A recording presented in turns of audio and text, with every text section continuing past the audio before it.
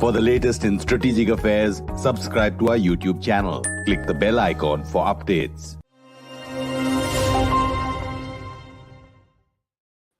This is StratNews Global. I'm Amitabh. Revi on the gist today. Sushant Sareen joins us, and we're looking at where Pakistan's long march is leading to.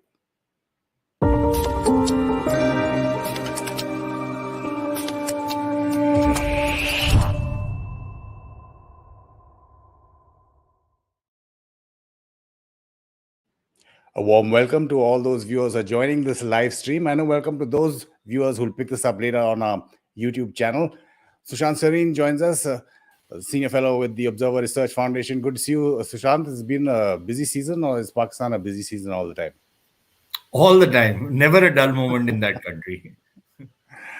Well, I mean, General Asim Munir should have retired on the 27th. Instead, he's taking over on the 29th. India has had some experience of late dealing with him, especially when he was briefly the ISI chief.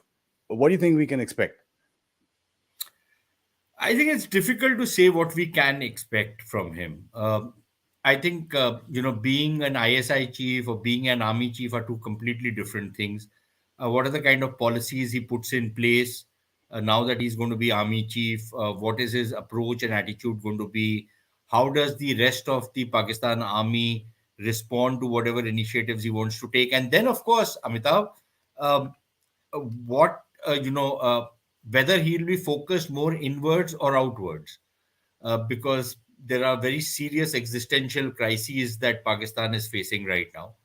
Will he have the bandwidth? Will he have the space to do what Pakistanis normally do against India, or would he rather take a much more conservative kind of an approach and decide to consolidate whatever is left in Pakistan, rather than make a play for what Pakistan is never going to get from India? So I think a lot will depend on the kind of people he puts in place, the kind of policies he puts in place. I think it would be rather premature to prejudge him at this point in time. Sure, you're talking about what Pakistan can get and not get. The last few weeks on this side, I've seen statements on POJ&K from the Raksha Mantri, an answer to a question from a reporter by India's northern commander, rejoined again rhetoric from the ISPR. Of course, it is coincidental, but your thoughts? But look, one, I think a lot of these kind of questions and these statements which are made are, typical clickbait kind of questions which journalists ask. If you ask a Raksha Mantri of India, or you ask an army commander in India whether India is prepared for war, or whether India will go and reclaim POJK, what do you expect him to say? That no, we are not prepared? Do you expect him to say that no, we will not go if we get orders from the government? He is going to say what he said, right? Is the government going to be in an adventurous mood to make a play for POJK at this point in time? Um, I don't think so. We don't really see any signs of that. I think there will be a lot of rattling of the cage. There will be a lot of noise which is made, which is good because it keeps the Pakistanis unsettled. But beyond that, I don't think India is either in a position or is in a state of mind where there's going to be a play for POJK at this point in time. Wars are notoriously, fickle things, and even the best of plans go awry the moment you fire the first bullet. And I'm sure everybody realizes that. And there are major strategic implications of going ahead with something like this at this point in time. There are major economic implications of that. Do we want to push the economy into a kind of a ditch by engaging in this kind of adventurism? I would be a little skeptical on that count. So I think these statements are made partly for political purposes, partly because somebody has asked a question. But beyond that, I don't see any real move towards that at this point in time. Talking about state of mind, what do you read into General Bajwa's attempt at rewriting history of 1971? Again, nothing new, Amitabh, because look, the Pakistanis have always been in denial. They always claim that they've won the wars which they've lost. And then, there is this constant quest to show that, well, the Pakistan army was very good. The Pakistan army didn't lose anything. It was this, it was the politics which made you lose. It was the Hindus who conspired against you. It was a Hindu conspiracy. It was the Bengali conspiracy. They will never admit to the kind of genocide they committed in East Pakistan, the erstwhile East Pakistan, now Bangladesh. They never admit to that. They never admit to, how the Pakistan army screwed up on the politics in the country by, acting as though they are the repositories of all the wisdom in the world. They are the guys who know how the entire country is going to run. They are the guys who will wave their Malacca cane and the whole country of millions of people will fall into line. Maybe in Punjab, because Punjab is, quite obedient. But I think most other self-respecting people, like the Bengalis or, the Pashtuns or the Baloch for that matter, are not going to take this line down. And when you have a critical mass like you had in East Pakistan, you face the repercussions of what happened. Now, to say that, this was not a military failure, it was a political failure, well, God damn it, you guys were the guys who were handling the politics at that point of time. So it was the failure of military in politics, and it was the failure of military on the military side, anyways. Amitabh, you follow defense matters. The most stupid thing any military commander will do is fight a war when he is not in a position to win it. General Manekshaw delayed and made sure that India delayed the war until India's feet were firmly planted and we knew we are going to win the war. The Pakistanis on the other side initiated that war by firing the first shot, and then lost the war. So I think the very fact that you had a military dictator who initiated the war tells you that, the stupidity of that fellow and of the army, and it's bad military planning, it's bad strategic thinking, and they lost the war. So now you can keep making any cock and bull story; it doesn't matter. Just taking a question, and thanks for this super chat question from Chakru Bedi. How does every Pakistani vlogger know what's happening in GHQ and which general is siding with which political party? Is this some sort of sophisticated PR done by ISPR to stay relevant in the media discourse? I don't think the Pakistani vloggers know as much as they try and show that they know. A lot of it is speculation. A lot of it is stitching together straws in the wind to try and, project that they know what exactly is happening. Um, I'm not sure how many of them have actually an inside track into the quarters that really matter to actually say with any degree of certainty as to what exactly is happening in the GHQ. Uh, but yes, to the extent that there are these straws in the wind, which are there, which you hear, whether it's in the langar gossip, as it's called, or it is some junior level officer who might have heard something and then spoken to somebody else. And in countries like Pakistan, nothing remains secret for very long. So to that extent, you would have some teeny weeny bits of information, but I'm not sure that these vloggers are actually very well informed. Number one. Number two, yes, to some extent, the ISPR and others do patronize some of these guys. They are on the payrolls of the ISPR, many of them. And to some extent, they do peddle whatever news the ISPR wants to peddle at that point of time. But the thing is that when there is a succession war taking place, then I suppose maybe even the ISPR is a little more circumspect in what it wants to, put out through these vloggers than what would normally be happening. When you're talking about the ISPR PR machine, so as to speak, vloggers or otherwise online, do you think they were losing the Incidentally, I'm having green tea, so I'm not having anything else. So anybody who okay. thinks Right. Uh, the question that I was asking is, do you think that that whole machine of the ISPR was losing the game when Imran Khan was at the top of his? Online, ironically, at least. ironically, Amitabh, Imran Khan's campaign against the Pakistan army is actually the success of this troll corps which the Pakistan army had created. Hmm. Uh, and there was a lot of overlapping of this troll corps, between what the PTI was and PTI troll are, and what this entire corps which the Pakistan army has created, and picking up these young kids, giving them some training, and then putting them out and giving them some stipend of 10-15,000 rupees, kind of a thing. Uh, so, in a manner of speaking, it is the success of that model. Ironically, it's kind of backfired on the Pakistan Army and the ISPR, because once the Imran core of these trolls took over, the Pakistan Army's actual information operations fell flat.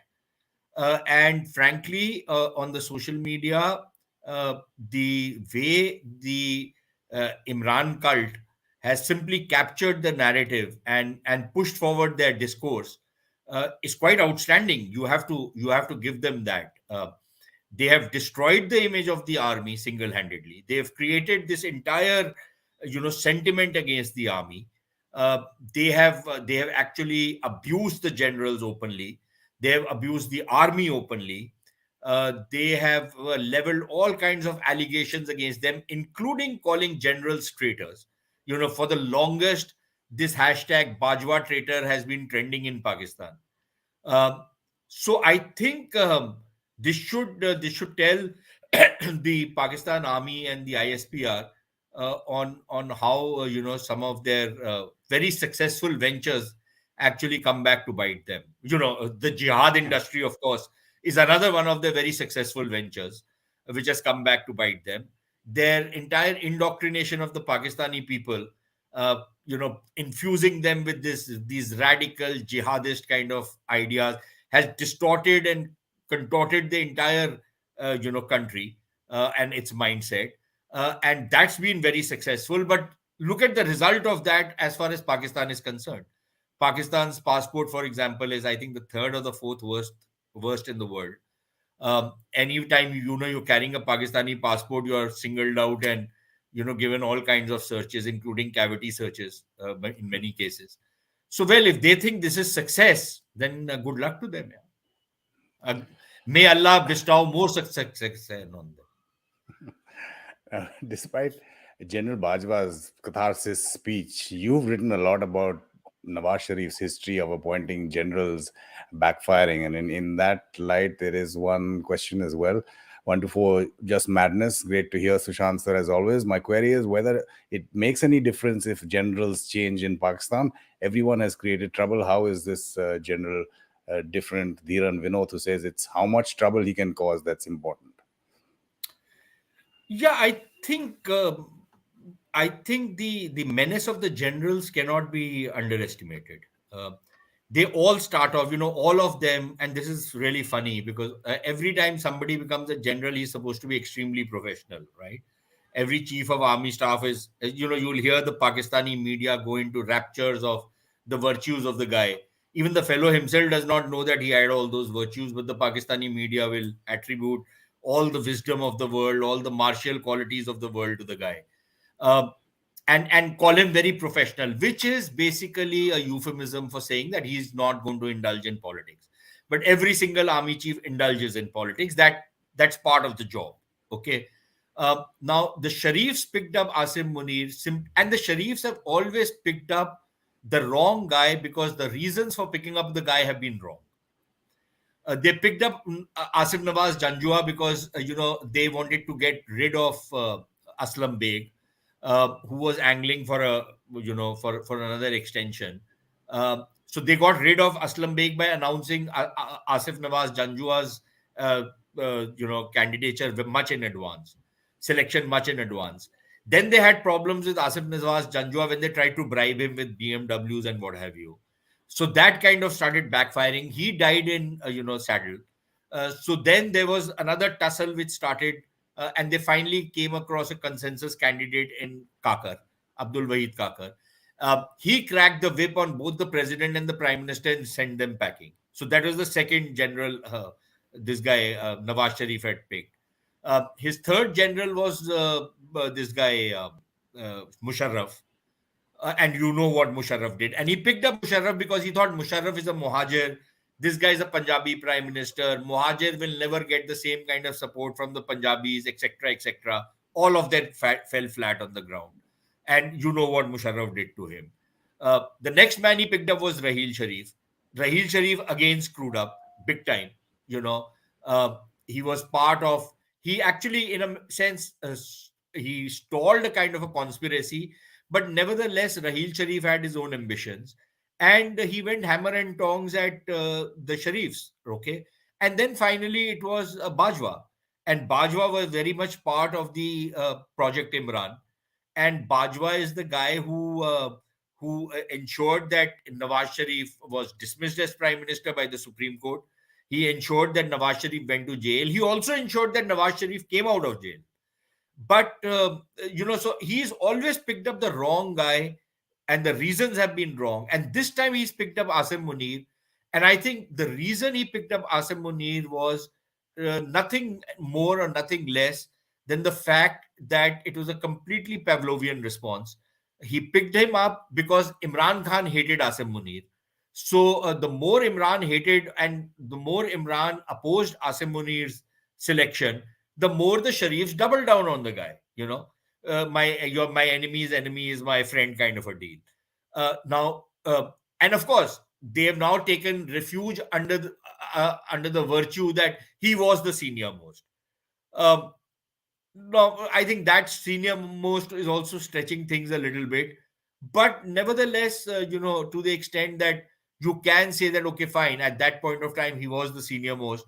You do some virtue signaling that this time you've not picked the wrong, right? You've not picked a guy for wrong reasons.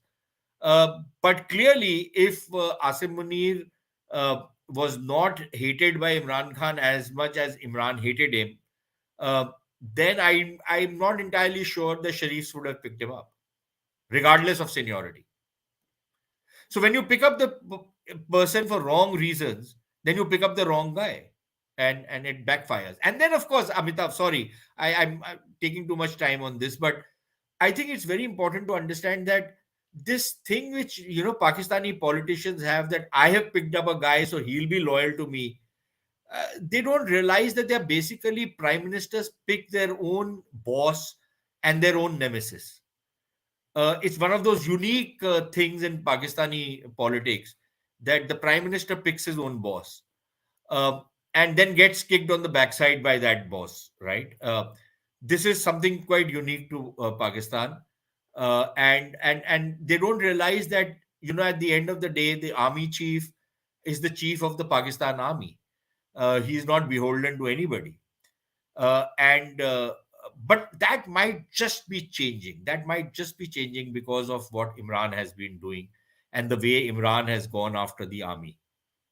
I can't hear you. I can't hear you, Amitabh. Sorry, I was Yeah, muted now I there. can. I'm saying on Imran Khan, there are many who say his bluffs in plural have been called. There's some who say he bit off more than he can chew, but he is or seems to be an enduring threat both for the army and the government. Yeah, I agree with you on that. And yes, on both counts. Yes, his bluffs have been called. Yes, in on many of those things he has failed. But I think Amitabh, like him or hate him, I think we have to admit one thing. Uh, Imran has always managed to bounce back and endured. Right after he was ousted from power in a no confidence motion, I think everybody, including me, and I must plead guilty to that, we all thought that, okay, now he's done with. Okay. But maybe we missed something, because the way he has bounced back, I think has come as a surprise to everybody, not just the politicians, but also the army. And the way he has come back, swinging at everybody, taking swipes at the army, I think is something which not many people expected. So I think the time has probably come to accept that Imran Khan is now the principal pole of Pakistani politics. Earlier, it was Bhutto at one point of time. All politics revolved around Bhutto. It was you were pro Bhutto or anti Bhutto kind of a deal. That went on till almost the 90s. Then the Sharifs took over. Uh, and the central pole in many ways was Nawaz Sharif. Not as much as Bhutto was, but nevertheless, he was.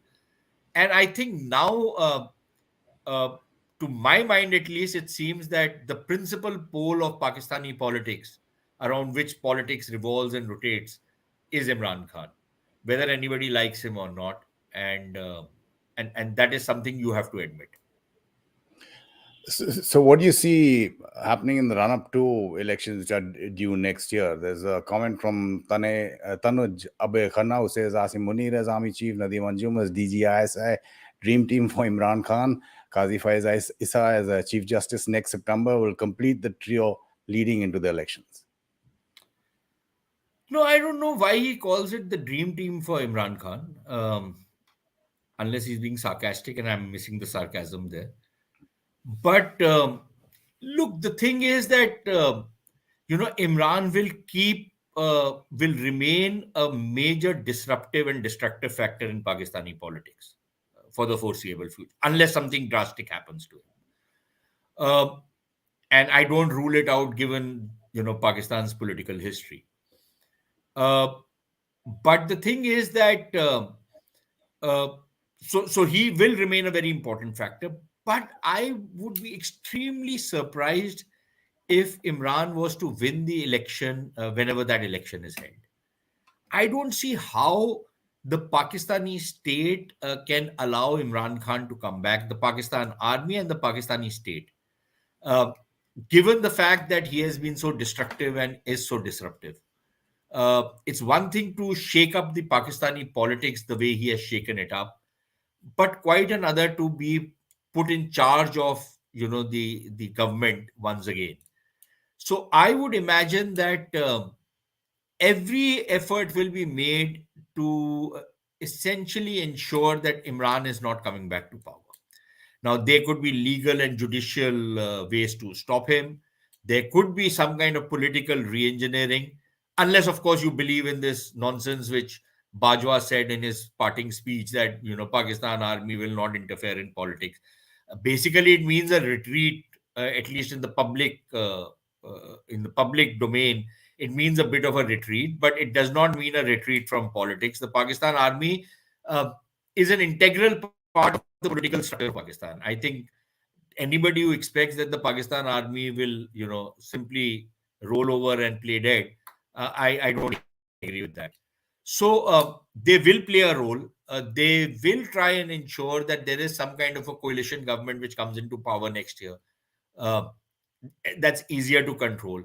Imran is going to raise hell leading up to the elections and after the elections.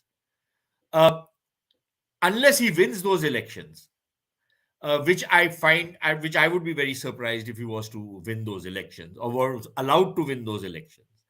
He is, even if it was a perfectly free and fair election, if he does not win, he is going to claim that that election was rigged. So, one way or another, I think what you are going to be looking at in Pakistan is prolonged instability, chronic instability, and at a time, Amitabh, when other things are not the same, right? The other things are collapsing around them. Just right now, about an hour or two back, apparently the TTP has formally withdrawn the ceasefire, right? There was really no ceasefire; it was only in name. But there are apprehensions that there will be a new wave of terrorism coming into Pakistan. One. Number two, you have an economy which is literally gasping for breath. It's virtually collapsed. Okay, and there is no real money coming in, no matter what spin anybody puts on it. If you just look at the numbers, I think they are horrific. On top of that, you have so the economy is tanking. Economic distress levels are very high. You have all kinds of problems, people unhappy. And then you have these floods, which basically the Pakistanis have used these floods to leverage them to get some money from the rest of the world. uh, that money is not going to go into reconstruction and relief and rehabilitation. That's nonsense. That's not going to happen. Those people don't matter to Pakistan. But those images matter to Pakistan if they can get debt relief, debt rescheduling, maybe some more money coming in the name of these fellows. Otherwise, the fat cats in Lahore and Islamabad and Karachi are going to laugh their way to the bank, and go for their holidays to Switzerland and to America and to Britannia and to Australia and wherever else they go, and Dubai, of course, and invest in properties out there. That's the way the Pakistani elite will capture that money. But it will keep Pakistan afloat for a couple of years. And these people, they don't matter. This is, you know, these are the wretched of the earth. They can go to hell for all the Pakistani elite concerned. But nevertheless, there is that problem. And then you have the kind of political instability which spooks investors, which spooks business, which spooks even governments abroad. So you have a situation where nothing is going to be stable, going forward. And with Imran on the war path, uh, it's not a very easy situation in which Pakistan finds itself. Exactly. I mean, since you mentioned the TTP ceasefire, Pakistan is also under considerable pressure from the Taliban government in Afghanistan due to underlying clashes. Apart from the TTP, there's the PTM. There are Baloch protests as well. You're talking about the economy. So, Rahul T says, Afghanistan or internal politics and economy, which one will the new COS try to settle first? But I thought the Pakistanis are now, beating drums that the army is not involved in politics and is only involved in taking care of national security. But thanks, Rahul, for bearing me out on that. That you don't take that whatever Bajwa said seriously. In any case, retiring army chiefs and retired army chiefs are like toilet paper. They have been used and they have to be thrown in the dustbin. So nothing that Bajwa says needs to be taken seriously. The thing is that I would imagine that both the civilian side as well as the military will, I think, really need to work together. Both on the political side as well as on the economic side, and certainly on the security and the foreign policy front. We'll have to wait and see whether they are able to manage all those contradictions. It's not going to be easy. They will have to reach some kind of a middle ground. Uh, but until and unless they can actually march in tandem, it's I think the problems in Pakistan are only going to worsen. The economy, Amitabh, certainly is going to go down much worse before it gets better, if at all. And I don't think there are any signs of the economy getting better, simply because there is nobody as yet who has presented any cogent, coherent plan to pull the economy out of the rut in which it is. Imran Khan's model is that if I become prime minister, the overseas Pakistanis, most of them are laborers and taxi drivers, will send in billions of dollars and we will become hip and happening. Okay, that's his plan of action. The Sharif plan of action is, oh, we'll take a much bigger begging bowl. We'll go to China, hamara yaar hai. We'll go to the Chinese, we'll go to everybody else. And, these new swanky projects will come in and the economy will take off. It's not going to happen, right? Any money which is thrown into Pakistan in the current structural environment is money down the tube. It's money which is not going to show anything. Uh, so it'll probably keep them afloat for another 6 months, 1 year, 2 years. Now they need about 34 to 40 billion dollars this year. That is till June 23. Uh, till June 24, they need an additional 30 to 40 billion dollars. Where are they going to get it from? What do they make? What do they sell? And look at the structure of the economy. They've raised interest rates by 1%. It's at 16%, which 16. means that any businessman who wants to, borrow money and do business, his cost is about 18 to 20% around 20%. How can any business do business when you're, borrowing money at 20%? Okay. So businesses are going to be tanking or barely afloat, which means that there's going to be massive unemployment. But on the fiscal side, you raise interest rates by 1%, it means a fiscal hole of about 200 billion rupees at a time when already almost 80 to 90% of the federal government revenues are going only into debt servicing. Now, if this is not a debt trap, then what is? So, so frankly, and then you have this chartered accountant, right, who is Francis, like a great economist, Ishaq Dar, complete clown, complete joker. Okay, might be a very good chartered accountant, might be very good in dressing up the books, uh, and presenting fancy accounts to fool the markets, but the markets are not getting fooled anymore, right? Uh, Now, he has this obsession that I must bring the dollar down. Are Baba, you bring the dollar down, it you will be creating even a bigger hole in your economy than what you probably need to take the dollar to 300, maybe 350, so that imports stop naturally. There are other alternatives which are worked out, which is why I said things will be getting much worse before they get any better. But nobody wants it to get worse in an election year, anyways. So by the time they go into elections next year, unless they postpone the elections, they will have to open up the, like what happens in all our countries. You open up the purse strings and you throw money around.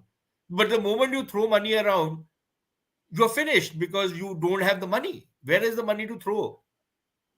So, every which way you look at it, it's a nightmarish scenario. So, uh, I don't see One of any room the for optimism. one of the ways that the Pakistan was trying to get in money was getting off that so-called FATF grey list. How much does that occupy your thoughts? Look, the grey list was an additional burden, right? Mm, It was not the primary burden. sure. But the day they were taken off the grey list, their credit ratings got downgraded, right? Basically, they're junk level now. Investing in Pakistan is like risking your hard earned money.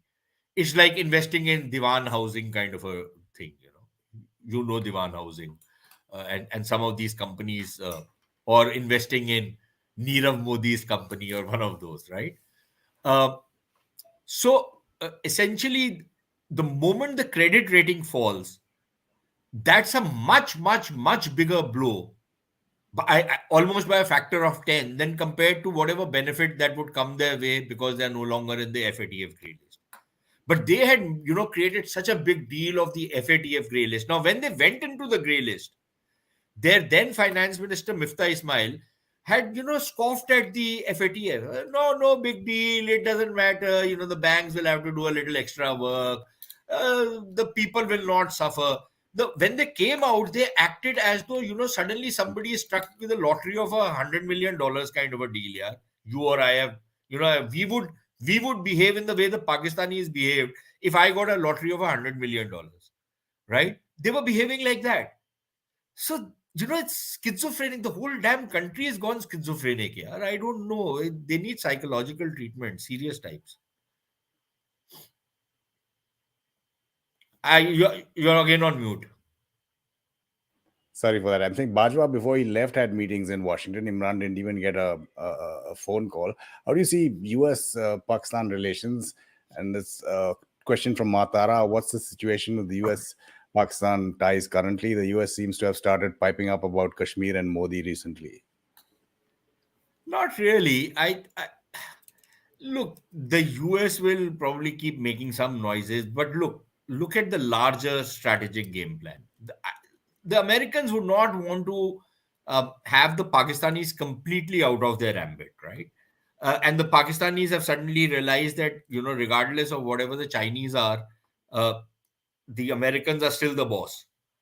So the Americans would want to keep their channels of communication open, keep their relationship with the Pakistanis going, probably drop a few $100 million here and there, and keep them on their side.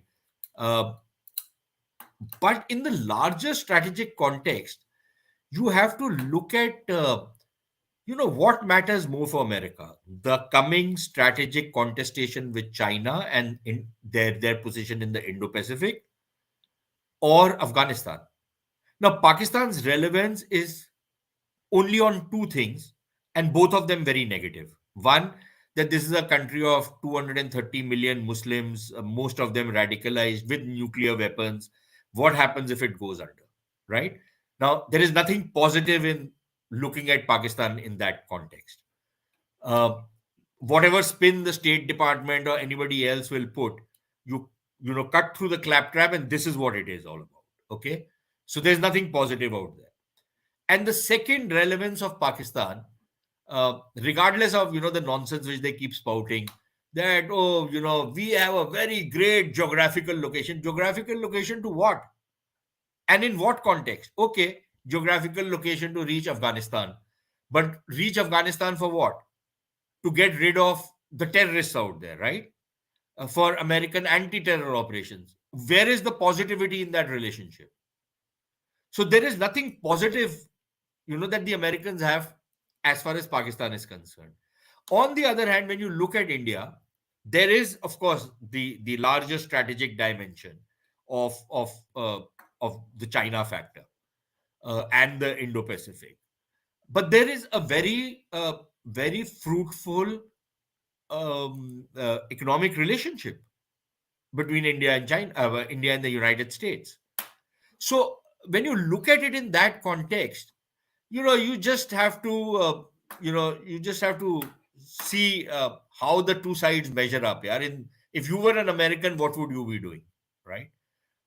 That old world is gone. There is a brave new world everybody is entering, and in that brave new world, just need to look at the map and make your own calculations, and just need to look at the map and look at the math, uh, and make your own calculations of who is more important for you. So I don't think that whatever we are hearing on Pakistan is going to go very far. It'll go up to a point, but I I think it's kind of marginal as far as I can see. And since you mentioned China, that's another place where there's a lot of pressure on Pakistan, whether it's financial or security vis-a-vis CPEC. Yeah, because CPEC is effectively, Amitabh, CPEC is a failure. Now, again, the Pakistanis will go into paroxysm of rage. CPEC is the greatest destiny changer, fate changer. पता नहीं क्या क्या बोलते हैं यार. They talk so much of nonsense. Just look at the numbers, right? And it tells you that the Pakistanis are so deep in the hawk to the Chinese that that they are also panicking now. So please tell me, what is the great change that CPEC has brought about in Pakistan? The Chinese have given them power projects which the Pakistanis can't afford to pay for, right? So there are huge debt obligations which the Pakistanis have only on the power project. They can't service it anymore, and they are looking for renegotiating those contracts and other things. Uh, there is no other industry moving into Pakistan because Pakistanis have been killing the Chinese. So there are huge security issues going forward. Uh, and frankly, there is no appetite left in the Chinese to really invest in Pakistan the way they might have been thinking in 2013, 2014. Even at that point of time, Amitabh, there were many people who were predicting that some of the people in China are already estimating that almost 80% of the investment is going to go down the drain. And I think those people have been proven right. So, frankly, what does Pakistan bring to the table for anybody in terms of economics?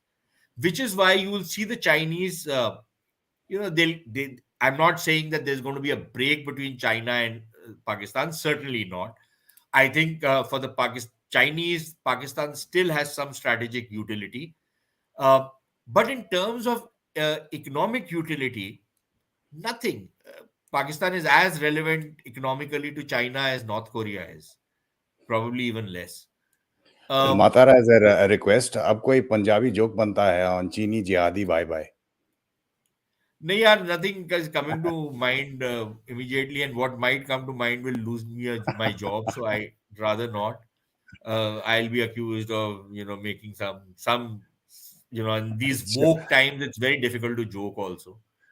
Now, So Prime Minister Shehbaz latest foreign trip was to Turkey. New naval ship launched there. Prime Minister Modi had an unexpected meeting with Erdogan on the sidelines of the SCO. Shehbaz went to Azerbaijan as well. In that light, there was a question, if I can find it here. Dinesh Kumar, does Pakistan never want to be a normal state? It seems like the nexus against India is going to be more strong among Turkey, Azerbaijan, and Pakistan, mainly in propaganda and Kashmir issues. yeah, that's true. Turkey has become the epicenter of anti-India propaganda. Frankly, I think I'm not privy to what the Prime Minister spoke to the Turkish dictator. Um, but frankly, it's good that Turkey is also in deep economic crisis, which is good. Uh, I never wish well on any of our enemies, and the way the Turks have behaved, they've proven to be an enemy country. They have been sponsoring anti-India subversives. They have been actually orchestrating this entire propaganda on Kashmir and against India from Turkey. They have been doing whatever they can to damage us, only because they are a Muslim country and because Pakistan is a Muslim country. So this Erdogan himself has inclinations towards terrorism, anyways. So I think we'll have problems. But look, at the end of the day, again, what does Turkey bring to the table? What is it worth, right? Azerbaijan again. Yeah, come on, give me a break. What does Uh, Azerbaijan? Yeah, you can tie up with Azerbaijan and you can tie up with Turkey. At the end of the day, what do you end up with? The Turks don't have any money to give to the Pakistanis, anyways. Yeah, maybe they can cut some deals and the Sharifs can make some money on the side. But beyond that, I don't know what else the Turks can give to the Pakistanis. Unless, of course, and they're giving all these ships for free. I don't think that's happening. I doubt that. But Azerbaijan, Armenia, interesting that India is supplying a lot of arms. There are two quick questions before I let you go. Sushant, one from YRG. Thoughts on Saudi Arabia giving loans to Pakistan and the impact on relations with India? No, look, I think the Saudis haven't really given any new money to the Pakistanis.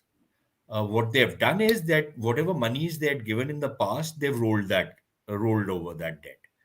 Um, they haven't taken that money back. So to that extent, yeah, it's a bit of a help, because if the Saudis were going to take back their money, then the Pakistanis would default tomorrow. Uh, but in terms of any new assistance, nothing has come. At least nothing has been announced so far. The only thing that the Saudis did announce was that they were ready to build this very fancy, huge refinery costing about 10, $11 billion. But if you look at the fine print of that proposal, I think the Pakistanis are going to balk, unless, of course, they're so desperate for the money. Number one, that money is not going to come into Pakistani coffers. It's an investment that will be made in Pakistan. But the terms and conditions are that uh, the Pakistan State Oil, their national oil company, will have to invest about $1.5 billion in that particular refinery. That's part of the deal. Where is the money? Number one. चलो वो इधर उधर से borrow भी कर लेंगे. Even if they borrow that money, I don't know how effective that's going to be. Number one. Number two, they have also said that they will, the Chinese are likely, out of that 10 or $11 billion refinery project, the Chinese are expected to invest about 3 or 4, and the Saudis are only going to invest $3 or $4 billion. On top of that, they want a 20-year tax holiday. That's what is the initial demands that they have put, and some other things which they've asked the Pakistanis. Um, so I don't know what good that is going to do to the Pakistani economy. Maybe the Pakistanis can tell us that much better. Uh, but that does not mean that there is money coming into the coffers of the government. That does not mean that this money is just being pumped into Pakistan, and after which at least a big part of Pakistani problems will be sorted out. No, that does not mean that. So I think there are issues on what the Saudis are doing. beyond a point, I don't think the Saudis want to lose their money in Pakistan also. And थोड़ा one बहुत दे final देंगे, one, but nothing much. one final one from Rodeo Tube, who says, "Do you think there's a correlation between the tight economic situation in Pakistan and cross-border terrorism in India?" You see, if you are in the rational framework and rational according to our standpoint of rationality, you would say that yes, there is a correlation. But if you are on the Pakistani standpoint of rationality, then I think you have a completely different ball game. So rationality is something which is very subjective. Uh, we thought rationality demanded that the Pakistanis don't indulge in adventurism after both countries had gone overtly nuclear. And yet the Pakistanis did Kargil because they thought, precisely because we have gone nuclear, the Indians can't retaliate, right? Uh, so that was their way of rationalizing. But also on Kargil, uh, if you look at the economic numbers at the time the Kargil adventure was done by the Pakistanis, it wasn't as bad as this. Pakistan has never been as bad as what it is right now in terms of economics. But it was a fairly serious situation economically. Their foreign exchange reserves were down to, I think, a couple of weeks of foreign exchange. Maybe a billion, maybe $1.5 billion when they started this adventurism. Uh, this was also the time when they were going around the world again. Begging bowl has been eternal in Pakistan. So the thing is that even when their economy was in a bit of a soup at that point of time, they decided to indulge in the kind of adventurism they did in Kargil. Now, if the past is any guide to the future, I don't think you can entirely rule out, that there is going to be a very flimsy correlation uh, between bad economic situation and their sponsoring cross-border terrorism. Uh, of course, if the standpoint of rationality changes, which is what I argued right in the beginning, that if they come down to the thing that, okay, fine, no more adventurism, let's consolidate at home, let's try and put our own house in order, let's get our economics right, let's get our foreign policy right, let's get our internal policy right.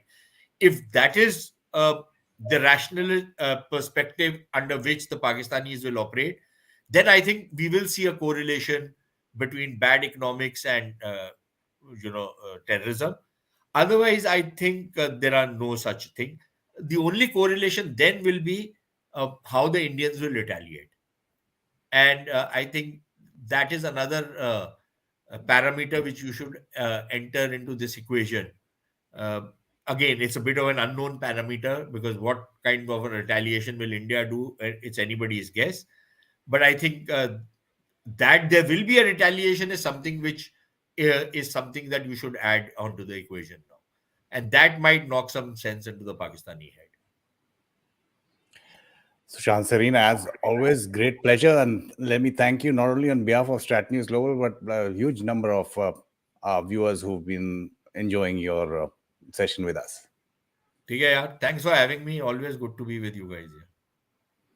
Thanks again, Sushant Sareen, and thanks to all our viewers. Just a reminder that if you'd like to support us financially, there is a link in the descriptor. You also can put up a UPI QR code that would help you do that. Do like this video and share it with your colleagues and friends and family. And you can also join our Telegram circle. Just putting up that clickable link there to get the latest updates both from our website and videos like this one. This is the gist on StratNews Global. I'm Amitabh Revi.